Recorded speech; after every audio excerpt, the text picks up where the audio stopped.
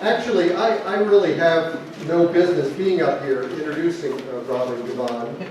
I mean, my sense of fashion derives more from comfort than looks. And I've never spent much time leafing through the fashion pages.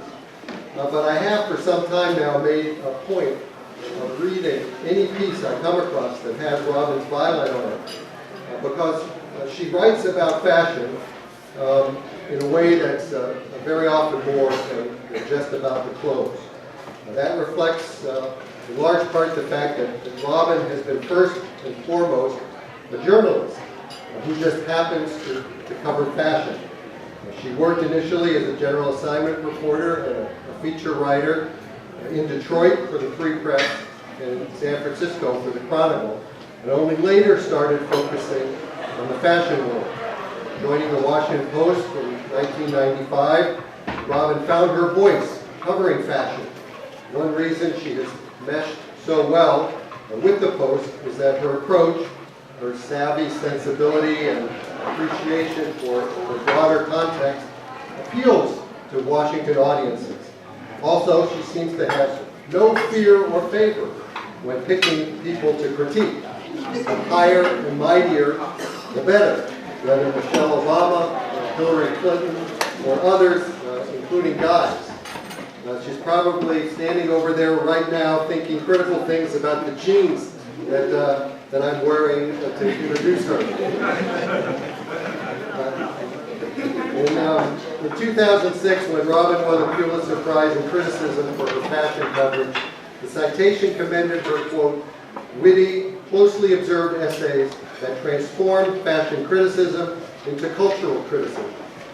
But Robin herself has said that the most exciting thing about what she does still comes in finding the great new story, whether it's a new designer, a new business, a new trend, a new scandal. It's always discovering the great story to tell. And she tells a great story in her new and her first book, The Battle of Versailles. It's about the 1973 fashion show at the Palace of Versailles, where 5 American designers faced off against 5 French fashion greats and made history, not only in what was shown, but how it was shown, including the use by the Americans of black models. So sit back and get ready to hear about a lavish gathering of the world's social elites more than 4 decades ago that forever transformed the fashion industry. Ladies and gentlemen, please join me in welcoming Robin Givhan.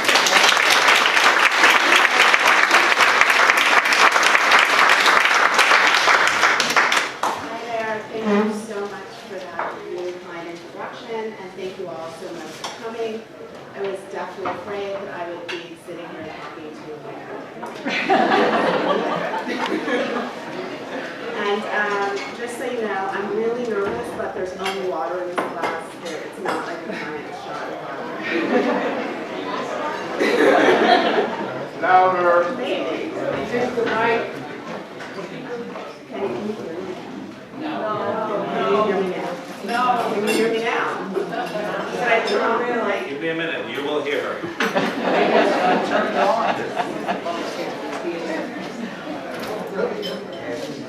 All right, try it now. Try it now. Can you hear me? Is that better? Go ahead, keep going. Talk a little closer, Robin. Hello? Yeah.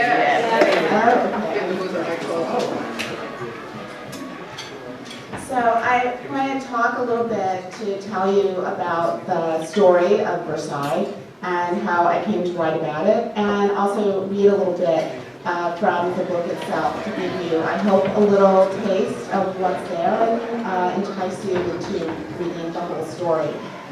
But the story of Versailles, the book itself, is really a cultural history of a particular moment in 1973 when fashion was really perceived as a reflection of our society on par with film, art, and music. It was a time when people used fashion as a way of understanding social hierarchies The choices of models reflected how we value people. It spoke to our thoughts about diversity, and people actually believed that it mattered who was selling Noxzema and who was in a Virginia Slims ad, because it meant a kind of inclusiveness that wasn't always evident. Fashion taught us about feminism. It was a time when women were going into the workforce, both in large numbers, and they were beginning careers. They weren't just signing up for jobs. And it was also a time of sexual freedom, and the clothes reflected that as well. The idea for this book really came about at a luncheon in 2011 when the Metropolitan Museum of Art hosted an afternoon to celebrate the models who had been at Versailles.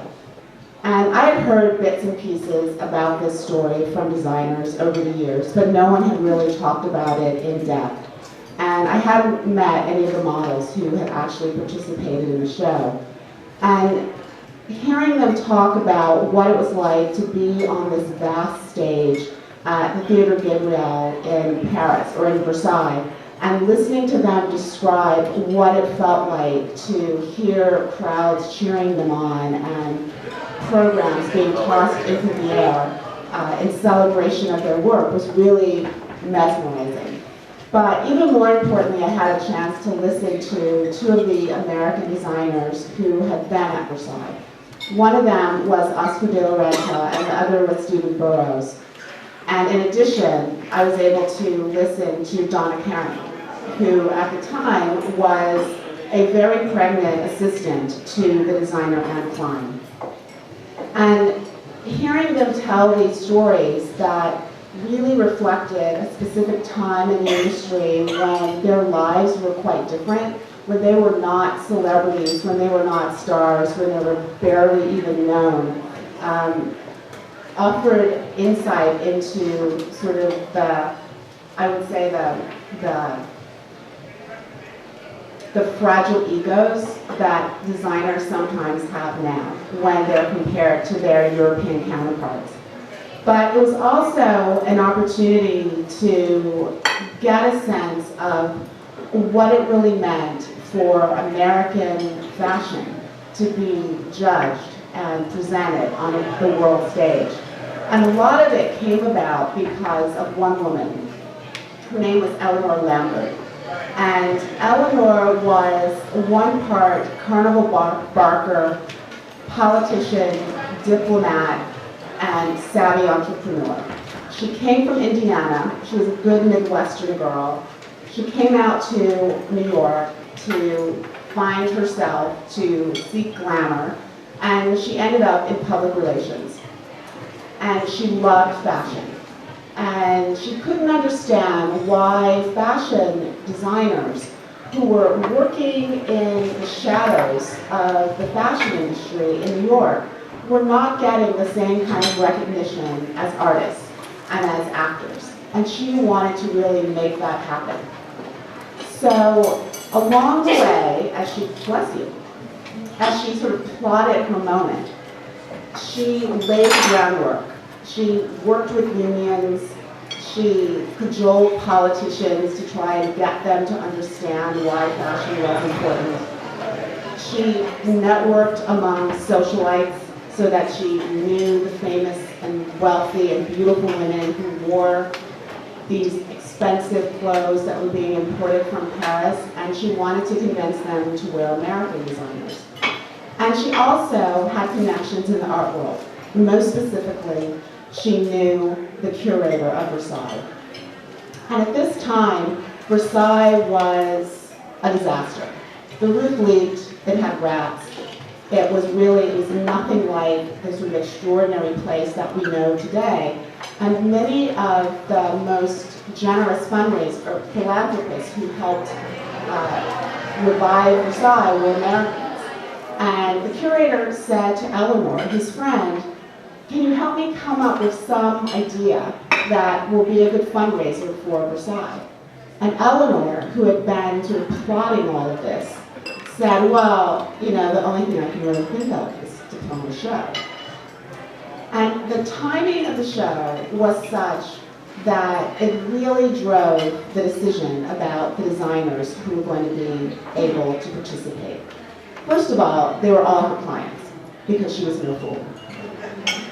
But they also reflected what was going on in the fashion industry. Two of them were stalwarts, Oscar de la Renta and Bill Blass. Both of them had been working for manufacturers. Both of them had not had their name on the label that they were working for. They had known each other for years, and they had slowly crawled out of the back room until one day, Oscar de la Renta recalled that he was asked for a meeting with the president of Saks Fifth Avenue.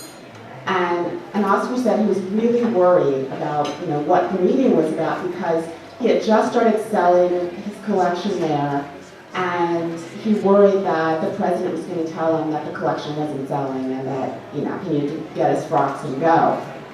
Well, he got there, and the big news was that Saks was no longer going to remove his label from the clothes and put in the Saks Fifth Avenue label. His Oscar de la Renta's name was going to be able to stay on his clothes. And this was huge for American designers, because at the time, it was really the department stores that were the stars. I remember talking to one buyer who described having huge arguments with her bosses because they were carrying Halston's collection, and no one knew it because they weren't putting Halston's name in the label. It was the store's label. Halston was, of course, the third designer, the American designer, who was going to be at Versailles. He also was a no-brainer. In part, that was because he had just sold his company to Norton Simon. He had just become a very major millionaire. He had celebrity friends. He was a celebrity. And he was able to generate a lot of celebrity interest, a lot of buzz, a lot of enthusiasm. He had to come. The fourth American designer was Anne Klein. Anne Klein was the only woman to participate, and she really represented the ways in which American fashion was changing, specifically for working women. She designed sportswear. She didn't design luncheon suits, and she didn't design ball gowns. She designed sportswear. And as a result, the French didn't want her to participate. The Americans didn't want her to participate. They thought she was just going to be a giant albatross around their necks, showing her boring separates. And the irony, of course, was that Anne Klein was the most successful of the American designers. She had a huge footprint in American stores. She had really popularized the idea of separates, so that a woman could go into a store and buy a jacket and a skirt separately. She didn't have to buy one unified suit, which allowed her to expand her wardrobe exponentially and also allowed for a better fit. And speaking of fit, Anne Klein also popularized vanity sizing, which is the naughty habit of putting a size 6 in a dress that actually fits more like a size 10. Shame on her. But clearly it helped. She was very successful. It actually took the Oscar de la Renta to sort of write a note to the French, sort of making the case for Anne Klein before she was allowed to participate. And while I didn't find this to be evident in any notes or any paperwork, and I do think that one of the reasons why Eleanor Lambert was so adamant about Anne Klein's participation was because Eleanor herself had been a working girl. She had come to New York, and she had broken through a lot of glass ceilings to get where she was. She really understood what it meant to be a working woman. She had known Anne Klein for a long time, and I think she admired what she'd been able to accomplish. The fifth designer was Stephen Burrows. Stephen became Eleanor's client at the last minute, and he kind of snuck up on her.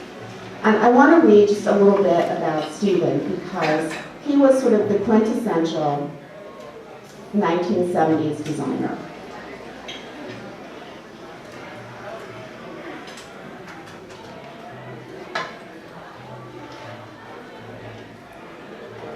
The fifth designer, Lambert, would eventually invite to Versailles, was such a rapidly rising star that he wasn't even her client when she extended her invitation, though she made sure he had been added to her roster by the time they crossed the Atlantic.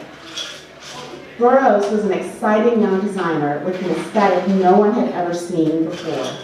His fresh sensibility had nothing to do with Paris. It had nothing to do with what the magazines were showing. It was straight from the street, the dance clubs, the neighborhoods, and it was deliciously hip. Burrows was also a black man at a time when blackness was a riddle that the white social establishment was trying to decipher, a problem the government was working to solve, and a form of exoticism attracting adventurous cultural tourists. At the time of Burrows' rise to prominence in the fashion world, black was beautiful. Even today, Burrows moves with the elongated posture and lightness of a dancer. He has a boyish face with eyes hidden behind schoolboy glasses, with dark tinted lenses. He has a disco body, lean and narrow. He is perhaps the least introspective, navel-gazing, self-analytical person in our era of reality television, narcissism, and public confessionals. Friends who have known him for 40 years attest to his unnerving tendency to live a wholly unexamined life. He is not so much private as he is unwilling or unable to assess his own existence. What went right and what went wrong over the course of his career remain unsolved and uninteresting mysteries to him. Born in 1943, Burrows began life as a bridge and tunnel kid, growing up in Newark with his mother and grandmother. His father, whose roots reach back to Trinidad, lived in Harlem at 147th Street. His mother spent her workdays in Washington, where she worked as a government typist. She commuted back to Burrows and his four siblings on the weekends. His paternal and maternal grandmothers had been sample hands in the garment industry, which was how his parents first met. As he put it, "My parents were together for a minute, long enough to conceive me." Burrows' career was also built on the cultural shifts that created disco and fueled its popularity. Disco is a soundtrack to showing off, a prelude to a one-night stand. In some cases, the seductive lyrics, the moaning voices, the drugs, and the body-against-body crush of a dance floor could turn a disco party into a full-on sexual encounter. Disco could not have existed without the invigorating newfound sexual freedom of gay men, the primal heat of soul and rhythm and blues, and the power vocals of female singers flexing their sexual authority. Burrows loved disco's underpinnings of soul and R&B. He could lose himself in this hypnotic music. He even had his own idiosyncratic way of dancing, with one hand raised in a kind of rapturous salute. One looks at Burrows' clashing color combinations, liquid silhouettes, and childlike sexual innuendo, and imagines the kaleidoscope of images that might swirl through a mind in the midst of an LSD trip. His bold, unsubtle colors look good under a spotlight, set in high relief against the dark shadows of a club's corner and against dark skin. Cartoon characters and sexual humor captivated him. His colorful patchworks often made reference to phallic symbols. He'd use geometric dots to draw attention to breasts. At times, his work read like the immature jokes of a 12-year-old boy. He loved tits and ass, last designer Diane von Furstenberg. Burrows' clothes were best worn by someone with a dancer's body, or at least a dancer's willingness to reveal it. They were sexy, but Burrows used a different vocabulary to talk about sex. He didn't deal in curves or cleavage.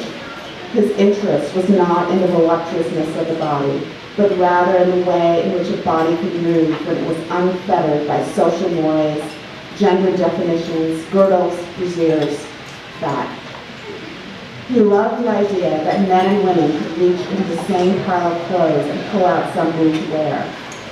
Burrows worked on his own terms, creating wild dance club dresses, body-conscious tunics, and androgynous fringe leather pants, and remained happily ignorant of anything that was going on elsewhere. His creativity was fueled entirely by his surroundings. He wasn't influenced by history or tradition. He was utterly disengaged from what was happening in Paris. One of the reasons why Eleanor wanted Stephen Burrows on her team was because he did represent the next phase in fashion. He represented the moment that was the 1970s, but he also represented what was so powerful about American fashion as compared to French fashion. And it was that American fashion was moving upwards from the street. It was being informed by what the average person was wearing, instead of trickling down from ateliers, instead of being decreed from a designer in an ivory tower. In many ways, Stephen Burrows represented what fashion ultimately came to be. But I would also say that in many ways he also represented many of the perils that have confronted so many designers in terms of their business and being able to maintain control of it in terms of being able to grow it and being able to change as the times changed around them. The models who went to Versailles, there were 36 of them. There were a wide range of models. The designers chose them because they didn't have a lot of money. They couldn't pay for the most well-known models of the day. They had $300 for each model. And each 3 designers, $300. 3 designers had to agree to use a particular model. And if they did, that model's fee was paid out of a pool of money that they had agreed to use for their models. A designer could bring another model, a favorite, and even if other designers didn't want to use her, but they had to pay for her out of their own pocket. So most of the models were part of the fee. And that $300 wasn't just for the show. It also included rehearsals in New York prior to the show. It included the time that they spent in the days before the Versailles show while they were in Paris. And it included the show itself. And by the way, the models did not get to stay in Paris. They actually stayed in a little hotel in the suburbs that I equate with sort of a comfort inn. The glamour of the time did not really trickle over to them at Versailles. But out of those models, 10 of them were African American, and that was astonishing for the time. It's astonishing now. And one of the reasons why there were so many of them, I believe, is because of what was happening socially. We had just come out of the 1968 riots. There had just been an entire Kerner report that had jarred people with its frankness. And there was a recognition, a fear, perhaps, that something had to be done. Race relations had to improve. And people looked everywhere for ways to make that happen, including in the fashion industry.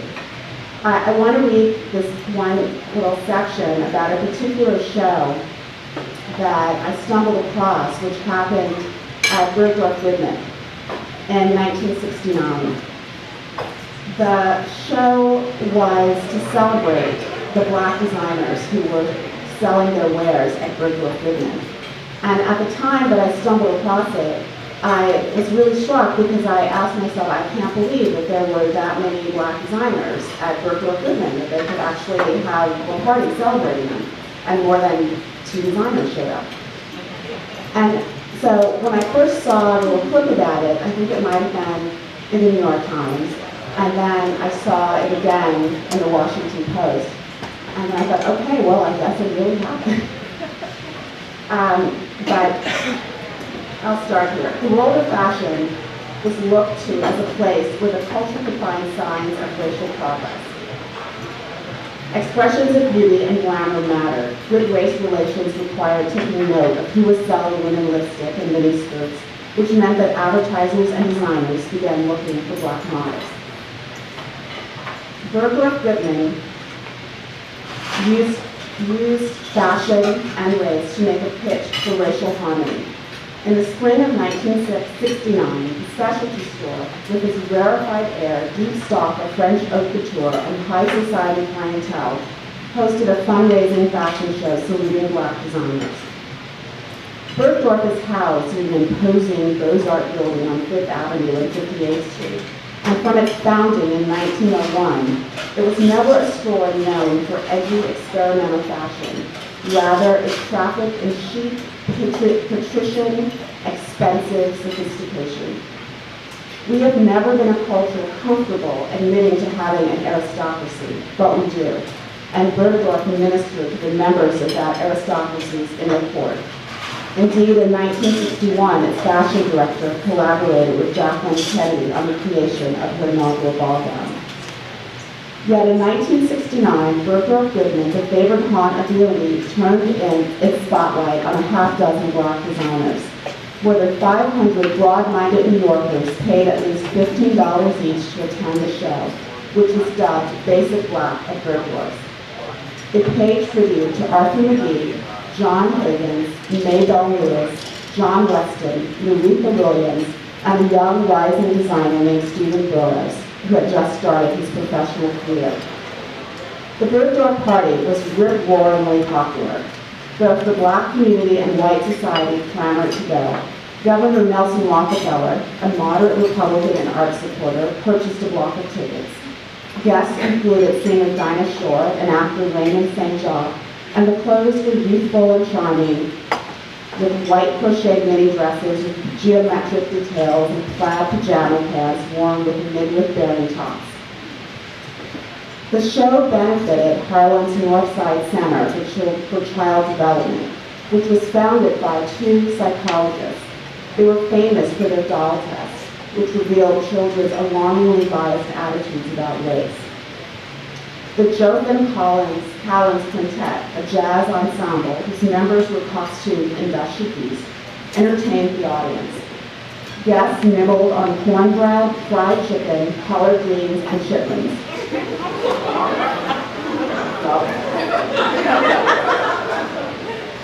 In 1969, soul food was pure radical chic, and serving it up as a celebration of Black designers did not seem to strike any of the organizers as painfully condescending or vaguely horrifying. But even then, passing chitlins around the fifth floor of Bergdorf went several steps beyond authentic and well down the slippery slope. Guests arrived convinced it would be an electric evening before anything had even happened. The store hadn't seen such excitement since it hosted the Duke and Duchess of Windsor 2 years earlier. Quote, I guess people were interested because they wanted to endorse something constructive in Black-white relations, which everyone is very concerned about right now. This was Lorna Babe, Lorna Babe Goodman, who was the daughter-in-law of the store's president. Her husband, third generation from the New York retail dynasty, had recently left the family fold to focus on business development in the predominantly Black neighborhood of Bedford-Stuyvesant. He assured the press that his new role had not been the impetus for the Uptown show. Rather, thanks to the nightly news, the deafening social clatter, and the mood of the country, his father's consciousness of what's going on in the world just would have expanded. He was not exaggerating. Race, as part of the cultural dialogue, had become inescapable. It was practically all anyone could talk about. Raised voices, ringing hands, and caustic words were signs of passion, honesty, and commitment. Back then, people believed verbal sparring could be meaningful and productive. The 60s had ushered in crunchy granola liberalism and navel-gazing self-criticism, bold political activism, and racial diplomacy. This was the era that spawned Tom Wolfe's Radical Chic and Mau Mau and the Black Catchers, which assessed liberal guilt and Black anger. It would not have been surprising had the white guests arrived at Bergdorf wearing Black Panther berets and Aunt Jemima headdress, proclaiming them all the rage. By the time the soul food was being served on the fifth floor of Bergdorf, the race problem was part of dinner table chatter, church pew politicking, college campus protests, and the popular culture. There were no easy or obvious answers to solving it, but what made the Basic Black show even possible was the fact that people were actively looking for them. And as unlikely as it seems today, they were looking everywhere, from legislatures to television, literature, and even fashion. I think that's why so many of the black models arrived at the Versailles show, were hired for the Versailles show, and were also encouraged to be themselves, to bring their personality and as much dynamic physicality as they could to the show itself. On the French side, the 5 designers you probably have never heard of: Yves Saint Laurent, Hubert de Givenchy, Pierre Cardin, Emmanuel Ungaro, and Christian Dior's Marc Givhan. They were a formidable bunch. And essentially, the French looked at this as a lovely fundraiser, a chance to show off a bit, and they were very unconcerned about their American counterparts. The French organized a show that was something that would have been appropriate during the time of Marie Antoinette. It was lavish. It was enormous. There was an entire live orchestra. There were floats that had been assembled by a theatrical producer. The floats involved rockets and baskets of flowers and antique cars and strange woodland creatures. There were strippers from the Crazy Horse Burlesque, and there was Josephine Baker. The Americans had a hand-drawn sketch. They had some really nice lighting. They had some pre-recorded music. And they had Liza Minnelli. Liza Minnelli arrived because she was Halston's friend. And Halston, I have to say, was a bit naughty. He was not a team player. He had taken to referring to himself in the third person, which everyone loves it when someone does that. And Halston was being very coy about what he was planning for his portion of the evening. And finally, Oscar de la Renta, that wily devil, determined that Halston was planning on using Liza for his portion of the show. And Oscar was not pleased. So Oscar called up his friend, Raquel Welch, and begged her to come to Versailles and perform his portion of the show. Liza got wind of the fact that Raquel had been invited, and Liza, fresh off of an Oscar win for Cabaret, basically lamented that, well, this is just wrong, because Raquel and all of her Raquel-ness will get up on stage and she will just be Raquel. And no one will even remember that I was there. So finally, the designers, back and forth they went, and they decided that only Liza would perform. She would perform for all the designers, and she would be the star who would connect their presentation. There were other issues, like who got to go first and who got to be the finale. And the one thing that Oscar de la Renta did not want was for Halston to be the finale, because Halston was supremely annoying. So Oscar had a little plot with Bill Blass, his buddy / competitor, and the idea was to make sure that Halston, during the last meeting that the designers had together, would not be able to talk his way into the finale slot. The idea was that they would go in alphabetical order. You check your alphabet. That means Renta goes last. And Bill Blass said, okie doke. So off they went to their meeting, and Kay Thompson was there. She was the choreographer. She was also Liza Minnelli's godmother. And Kay said, well, I've been thinking about the order of the show. And she said, I think that Anne Klein should go first because she does day wear. I think Stephen should go second because his clothes are very light. I think that Bill Blass should then go third. And then I think Oscar, and then Halston, because Halston is the easy one. And Bill Blass, or Oscar, of course, is aghast and starts to complain when his good buddy Bill Blass says, "That sounds great." So after the meeting, they're all out on the street, and you can imagine Oscar turns to Bill, and he's like, "What the? Like, you let me down. Like, you were supposed to have my back." And Bill sort of shrugged and, it's fine, whatever. Don't get your, panties in a bunch, just let it go. Oscar did not let it go. He was charged with sending the final run of show over to Paris.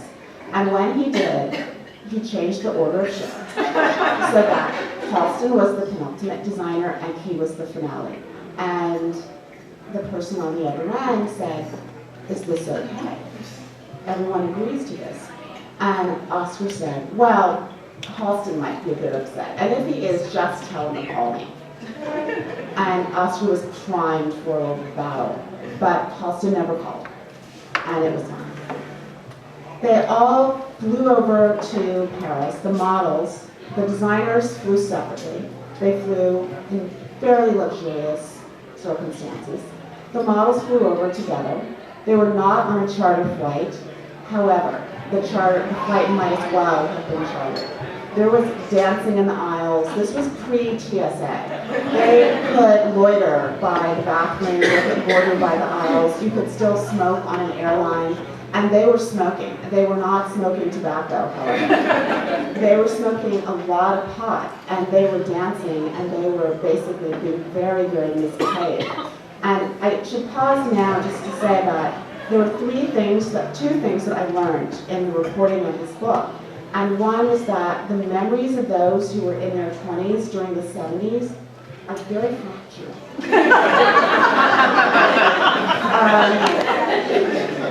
Several people that I spoke to would sort of say, "Oh yeah, I had a great time."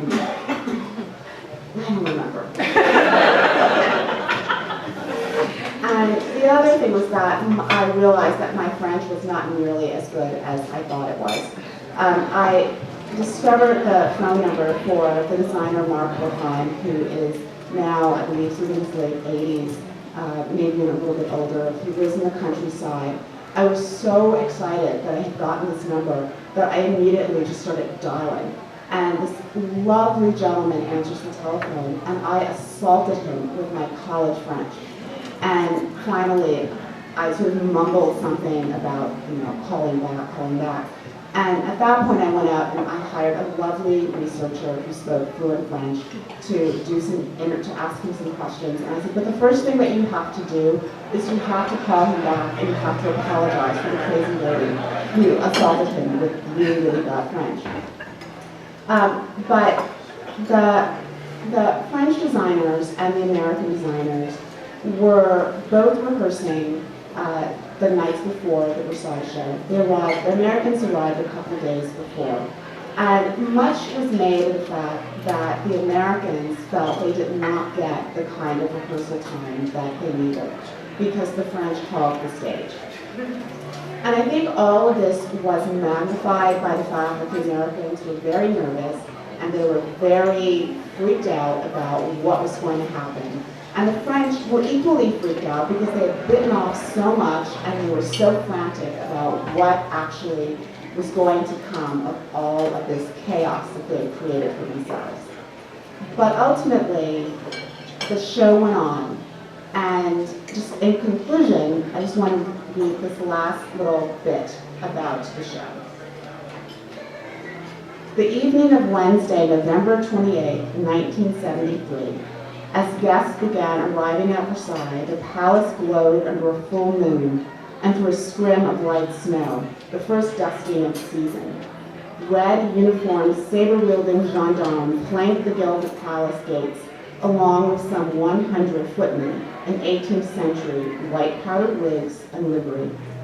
The hostess for the evening, Marie-Helene de Rothschild, dressed in a green ostrich-trimmed gown by Yves Saint Laurent, and with solitary diamonds pinned in her thick hair, greeted guests, brushing kisses on the cheeks of the French, and offering handshakes to the Americans. "You've never seen anything more beautiful in your life," recalls Tom Fallon. The pale blue invitations with gold script announced that the Grand Divertissement of Versailles was to begin promptly at 9 p.m. It prescribed black tie for men and long gowns for women. Guests expected the Versailles Gala to be another in a series of notable parties of the era that they had all attended. In the decades since Versailles, our culture has become more informal and restrained, even at its poshest moments. In Washington, every 4 years, the presidential inauguration resonates with history and gravitas. But an inaugural ball is a crowded, unglamorous affair, akin to an oversubscribed wedding reception. Washington still has a fair number of black tie soirees in the ballrooms of embassies and the like, but the level of glamour is moderated by political correctness and diplomatic decorum. The Costume Institute Gala at New York's Metropolitan Museum of Art is known for its dazzling display of runway fashion, but it does not have the show of jewels, many owned, not just borrowed, that blinded the eye at Versailles. That November night, the family jewels were proudly displayed. Princess Grace of Monaco, who was a guest of the Rothschilds, even wore a tiara, which she paired with the cream-colored Madame Grey gown. The American designers had gotten the gist of what the French had planned. It was going to be big. It would carry the weight of tradition. As the American designers walked into Versailles and looked up at the grand balcony and into the theater, they felt a little bit like they were headed into the Colosseum to be devoured. And that is it.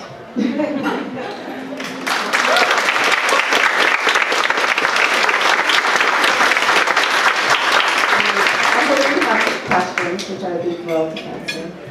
All right, so I have a mic. If you could give me a hand when you have a question, I'll bring the mic around so that we can all hear and we can get your question.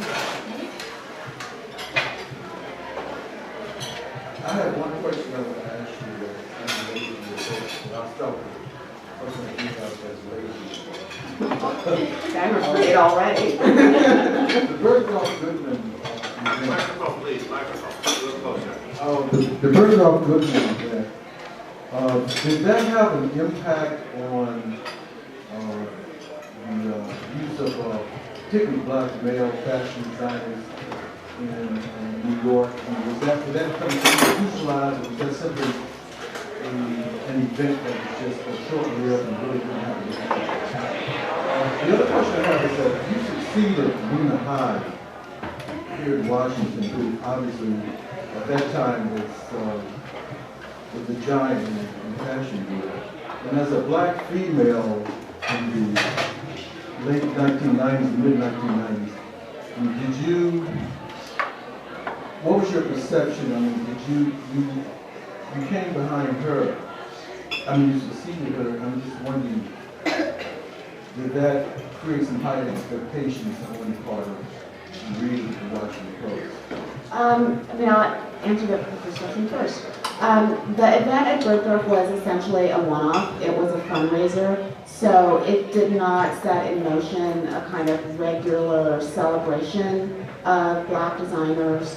And in fact, one of the difficult aspects of the industry for any designer is building a business, but it's proved to be particularly challenging for young black designers who want to go out on their own. And part of it is because there aren't that many who are in the pipeline for sort of these big jobs to take over large corporate companies.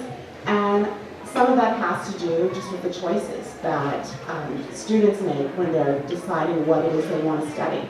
And a lot of them are directed towards more sort of intellectual pursuits or more or graduate school for law or business or medicine, and they're not directed towards more creative pursuits because that's seen as something that's less secure and more challenging in terms of finding employment. The second question is that actually I didn't directly succeed Nina Hyde. Kathy Horn came in between. And she was here for, gosh, I'm not sure how long.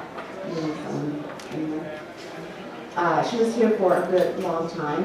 And I have often said that I owe a great debt to Kathy for being a cushion between Nina and myself, because I think there were high expectations. There was an assumption that the way that Nina did things was the way that things should be done. And when Kathy didn't do them that way, she did hear from people. So she took a lot of the brunt of that and saved me from it. We had a question over here about our ability today to view the show. Was it recorded, or is there anything that we can do it today? The Versailles show was tightly controlled by Marie-Helene Rothschild, who was a socialite extraordinaire and had deep connections in French society, in French government. And one of the things that is sort of sad is that she very tightly controlled who was allowed to photograph the show and who was allowed to videotape it. So as far as I've been able to discern, there is no videotape of the actual production. There are bits and pieces, and there were snippets of Josephine Baker performing that was shown on the CBS. That's Walter Cronkite, right? CBS? That was shown on the nightly news. But the other problem is that because Liza Minnelli was essentially performing gratis, her performance was not allowed to be taped. My question, I just have feedback on that one, and that's, what kind of resources do you use for research? Like, how did it start? I'm sorry. My question was actually, what kind of resources did you use for research? And kind of piggybacking on that last question, like, what did you look at to find about the show? I began really focusing on the people who were there who were still alive. And so my first interview was with Oscar de la Renta, who was extraordinarily gracious and spent a long time just telling me about his memories and talking about the show itself. And one of the wonderful things about being able to interview him, and he recently passed away, was that he was a fantastic, kind gossip and was more than willing to talk to his own bad behavior. So the things that he did, like switching the run of show and sort of machinations with Raquel Welch and all those things, he told me those things himself. So it wasn't as if others were tattling on him. The other really wonderful resource, of course, was Stephen Burrows and the models, who most of whom are still alive. And then there's a great resource at FIT where the papers of Eleanor Lambert and also Lena Hyde are housed. And, thank God for pack rats, because I could go through those files and Eleanor still had the vouchers for the models, which is how I know they were paid $300. And she still had, the original list of models who were desired, but the ones that couldn't come, the ones who were already booked, the ones who were going to be out of town. So there were a lot of great pieces of information there. I was also able to talk to the people who had passed away. Many of their close colleagues, like Dawn Karen, for instance, were still around, so they were able to share their stories. And there were also several journalists who were there who covered the show, one of which was Enid Lee from the New York Times, and another was Pat Shelton, who worked for the Chicago Sun-Times. And Pat has since passed away. So I sort of felt a little bit like the Black Widow, that every time I would talk to someone, like on their deathbed the next minute. But I was really glad that they were so generous. And Stephen Burrows in particular, as in the part I read, he is not a guy who wants to psychoanalyze himself. He's not someone who wants to parse, events from the past. And I probably went back to him 4 or 5 times, and he was extremely, extremely patient. Hi. Whoops. Is this too? Can you hear me? First of all, I want to gush because I raced across town because of here, and I just think you're a wonderful writer. Thank you, I love you so much. My boyfriend even knew who you were when I said I was coming over. He goes, that's wonderful. The second thing is, this whole event kind of reminds me, it was a book written about the Truman Capote black and white ball. These great, crazy events that people put on that just don't happen anymore. Yeah. You know, kind of, I know it's a bunch of rich people getting together and getting dressed up and all that stuff, but it just doesn't happen, to my knowledge anymore. This kind of outlandish,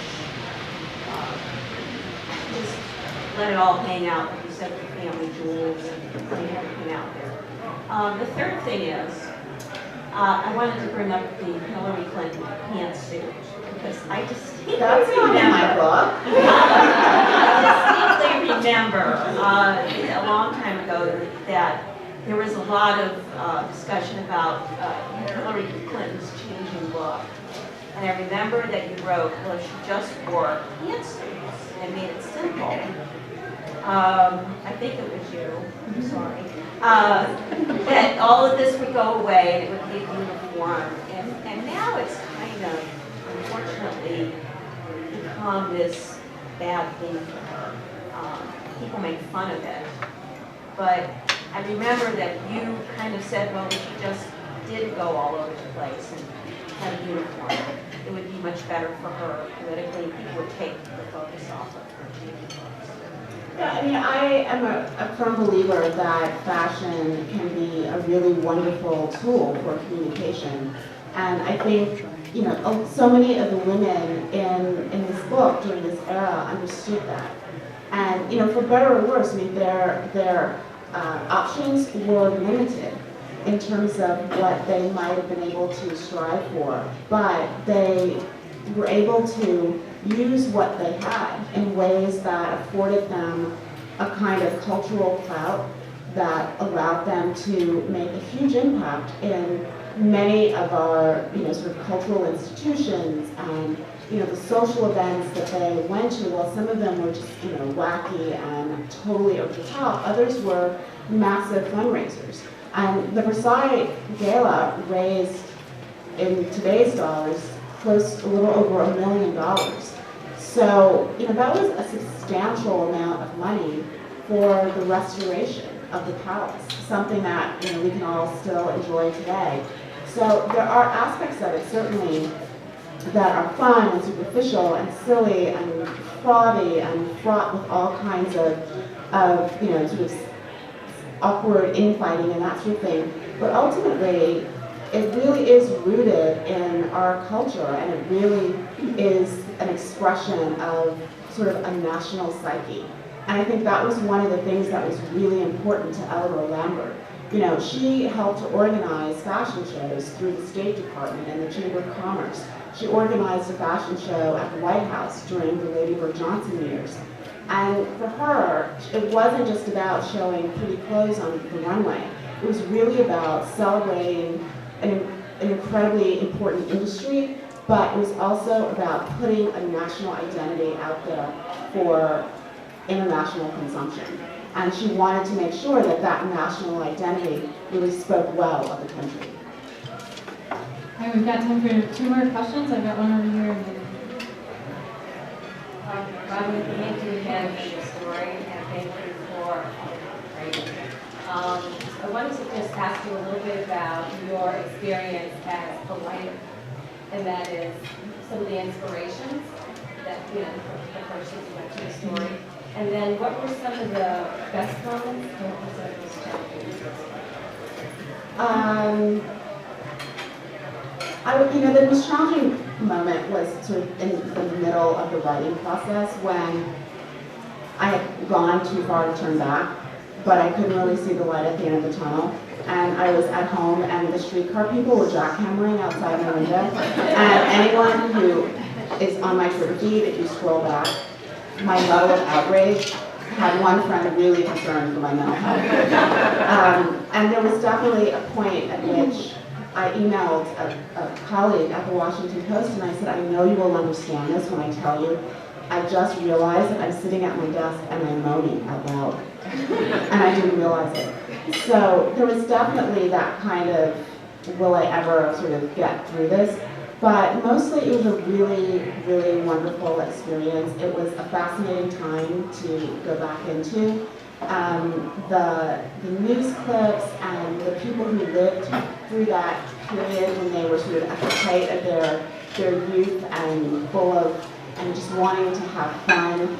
You know, they made it really feel like a time like no other.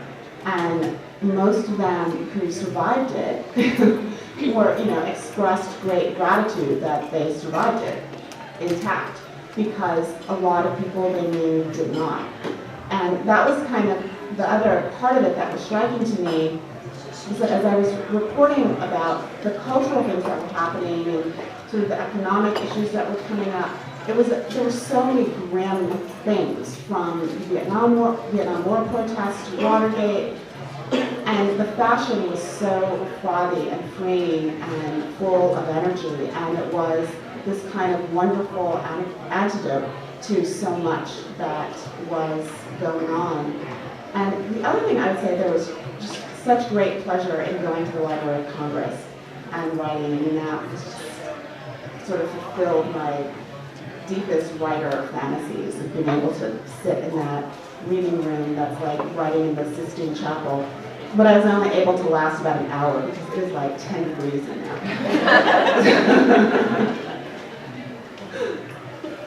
First of all, welcome back to DC. We're delighted to have you back. I'm happy to be back. That's wonderful. Anyway, in light of Lee Elcourt's recent comments that fashion is obsolete, can you comment on that in the context of you writing this amazing book that really brings that whole event and fashion at the time to life and sort of manageable for all of us to understand?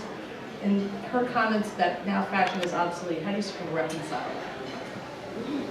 It's really funny that you should bring that up, because I literally just was reading her the Q&A with her about that.